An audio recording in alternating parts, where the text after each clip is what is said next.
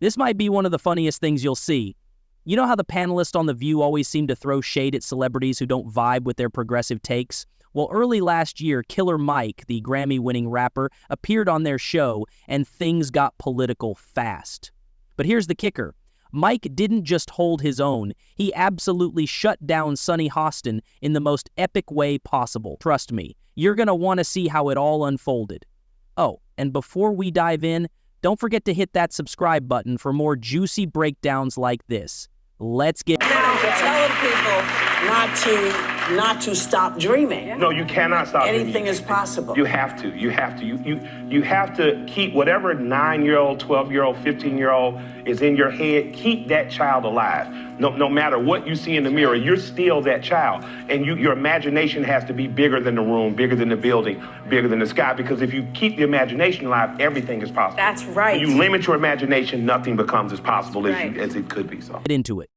If you're not familiar with Killer Mike, he's a major rapper from Atlanta and one half of the duo Run the Jewels. He started out as a lyricist and built his reputation by blending hip-hop with activism, making him a standout in the rap game. Beyond his music, Killer Mike has become a powerful voice for change, advocating for policies that uplift Black communities. His ability to connect with people from all walks of life while staying true to his message has earned him widespread respect. By early last year, his career had reached a new peak. He won 3 Grammys for his critically acclaimed album Michael, including Best Rap Album. With his rising profile, Killer Mike continued to use his platform to speak truth to power, and his appearance on The View was no exception. So on this episode of Meta Experts, Michael explores his journey of public exile. Killer Mike's... You know, I'm a former prosecutor. Yeah. And there were some other headlines that came out. And I was very upset about it. Yeah. Because it was unnecessary, and you don't do that on that special night. Yeah. Especially for what I read about. Yeah. So what I'm gonna ask you is, there was an incident at the Grammys. It led to you being taken out in handcuffs and arrested. That was wrong. Obviously, it's an ongoing legal matter, so I don't know how much you can say about it. Well, as a prosecutor, you know I can't say it. You can't say much. But can you just give us some sort of description? Because people are they're talking too much. I think the backstage was overcrowded. I think the winners were exuberant. And I think security got a little overzealous, and that's all. It's water under the bridge for me. Yeah. I like to say all of my heroes have been in handcuffs. Malcolm, Martin, Mandela, Medgar.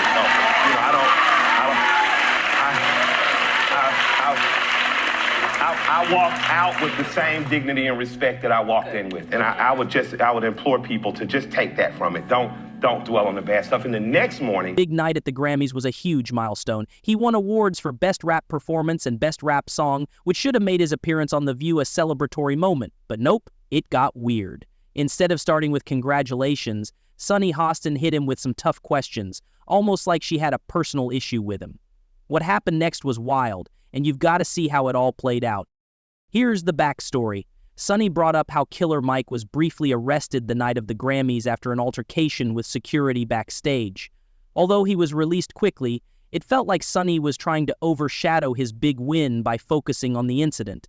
As a former prosecutor, she knows Mike couldn't talk much about an open case, so bringing it up seemed unnecessary more like a way to steer it. You're equally well known for being a political activist on top of your music, and you were a campaign surrogate for Bernie Sanders. You campaigned for your home state Democratic Senators Raphael Warnock and John Ossoff. Yep. Yeah, and you got some attention recently for being somewhat critical of President Biden, saying you weren't ready to endorse him yet. What's your holdup there? What's my holdup? Well, first of all, I think everyone should focus on hyper-local. We get caught up in the soap opera of federal elections, and that's fine. But if you are concerned with the federal election, you don't know who your city council or your wardsman is, you don't know who your mayor is, and you don't have a good list of state representatives or governor, then you're just a part of whoever wins the Super Bowl or fanfare. Right. Even though we have a Republican governor, Brian Kemp, I have a good relationship with him. I like what he's done in terms of Georgia business. We've been leading business amongst all states for the last 10 years, and he brought back the Hope Scholarship and expanded it. So if you're a kid in Georgia, you're poor, you got to be average, you can go to college for free or trade school. So in my community, girls are going to college, but boys don't have anywhere to go, and they're not choosing to. In my community, I have a push for trades. That's why I support organizations like Georgia Youth Build. I support organizations like like Next Level Boys Academy because they usher out boys. I need my daughters to be able to marry somebody. Right. So, and even in that case, I have said, okay, this governor's doing a good job. In terms of nationally, I'm just kind of doing what my grandfather said, staying out of white folks' business and watching what happens. Attention away from his success and toward the drama. But Mike, he didn't flinch. Instead, he used the moment to showcase his resilience and refusal to let negativity define him.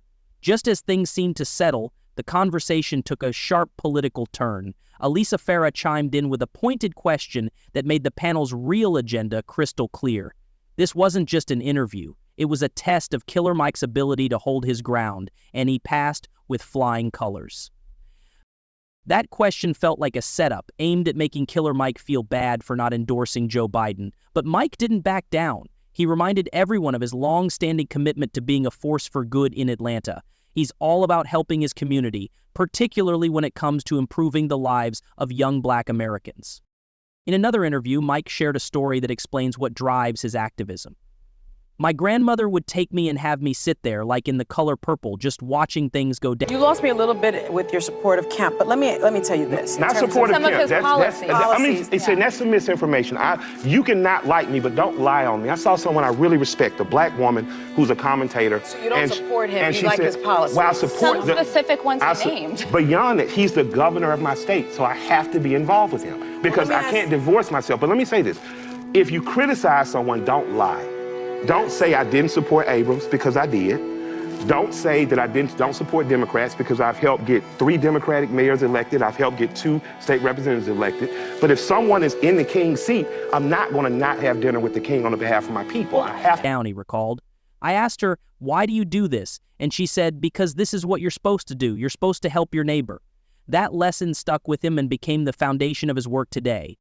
Killer Mike has used his platform to inspire young people, focusing on education, economic empowerment, and community involvement. He's proof that you can be successful while staying true to your roots. But Sunny clearly wasn't happy that a celebrity of his stature wasn't aligning with her political agenda, and that's when things really started to heat up. This moment says a lot about Killer Mike's perspective on leadership and politics. He's not about pushing agendas, he's about making real change where it matters most. Killer Mike's focus on creating change for the community is what truly sets him apart. He's not interested in picking sides just to look good. His priority is getting things done. Mike's main goal has always been to help his community, no matter who's in power. That practical, results-financeful mindset is something we need more of today, especially with how divided things are. Politicians come and go, but the community is what lasts. And Mike understands that. Making a real impact means working with whoever is in charge to make meaningful changes. In an interview, Mike shared, people got mad that I didn't publicly support their candidate, but they forget the ones I did publicly support. Then they'll lie and say I supported someone else. I'm going to put out dope art, and if my art strikes you, it strikes you, but I'm not a politician's tool. At a time when political loyalty often seems to matter more than real progress, Killer Mike's way of thinking stands out. He shows how it's possible to collaborate with leaders from both sides of the aisle without compromising your principles. It's this kind of approach that can bring people together and address the real issues affecting everyday Americans. What do you think about Mike's perspective? Drop your thoughts in the comments below.